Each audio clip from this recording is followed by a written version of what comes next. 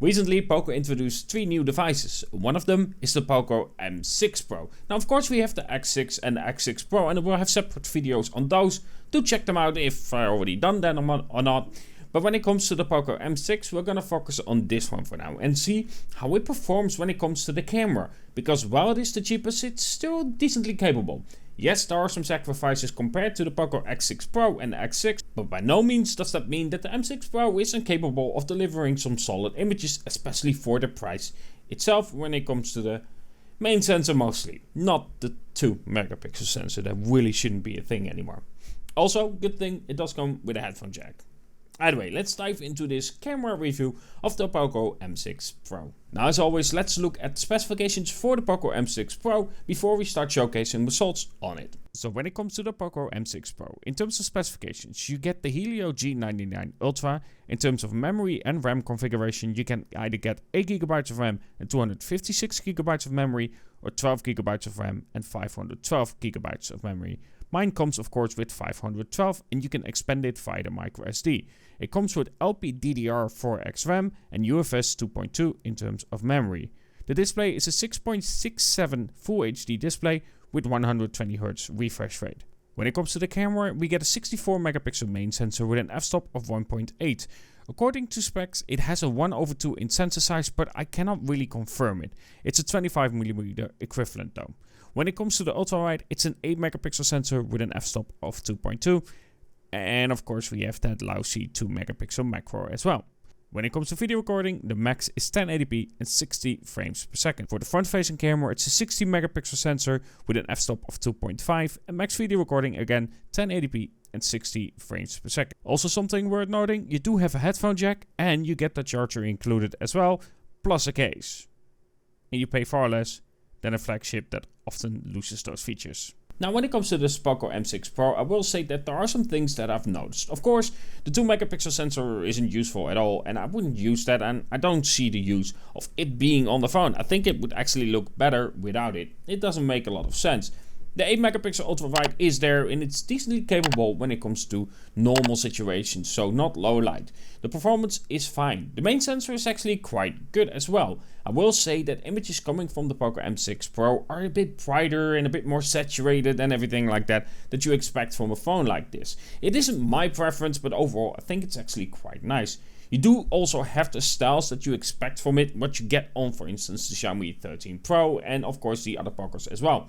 Though you don't get a preview when actually using it in the camera app, where you do get that preview of the effect itself, the style, on for instance the Poco X6 and the X6 Pro. Now something that is worth noting when it comes to the Poco M6 is that video recording is limited to 1080p and 60 frames per second, so it's no 4K recording here for the Poco M6 Pro. Either way, let's check out the Poco M6 Pro and see what it is actually capable of when it comes to taking some shots with it. Now when it comes to video recording, it is limited to 1080p and 30 frames per second, but I think overall looking on the phone itself, it actually looks quite good. You will have some blown out in there of course for exposure problems. But it looks fine on the display itself. The M6 Pro is limited to 1080p and 30 frames per second. You cannot zoom out while recording in that resolution as well. Ultra wide, 30 frames 1080p, 30 frames per second.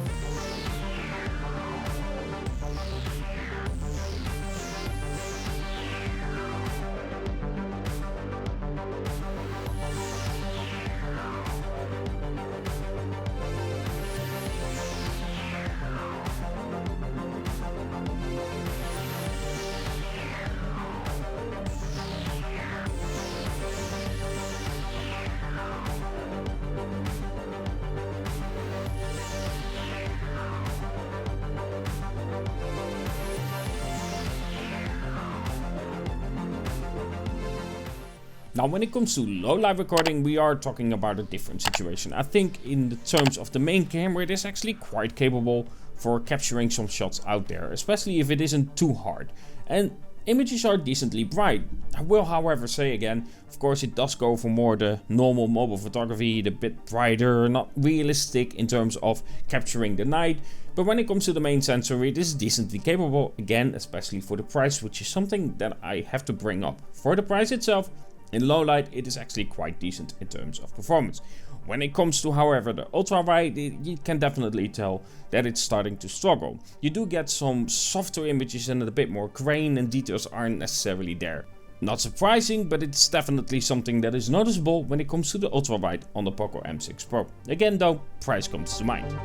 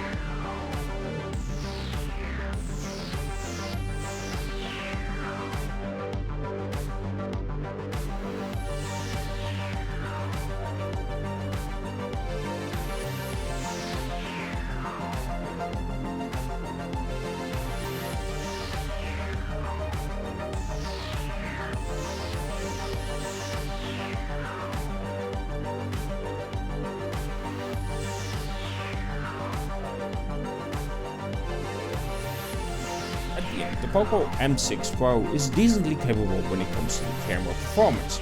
I think overall, for the price again, it does pretty well. I will say however, it is a bit too bright and a bit too saturated for my own taste. I do however like that you can play around with styles and change it up a little bit when you want to. Again though, it would be nice if you could actually see it in the small preview that you get on the Poco X6 and the X6 Pro. Either way, for the cheapest version of the whole new release from Poco, I think it's decently capable, but do keep your expectation a little bit middle. It's not the best, but it's not bad by any means, especially for the price. Let me know what you think about the Poco M6 and its performance when it comes to the camera itself. Are you surprised by the results, or are you a bit more like, yeah, I expected that for that price? Don't forget to of course subscribe. We're almost at 5k, unless for some reason we're already at 5k when I post this video, but either way, don't forget to subscribe, comment below and watch the video in full. It really does help out in the algorithm itself. Either way, have a good one and talk to you guys in the next.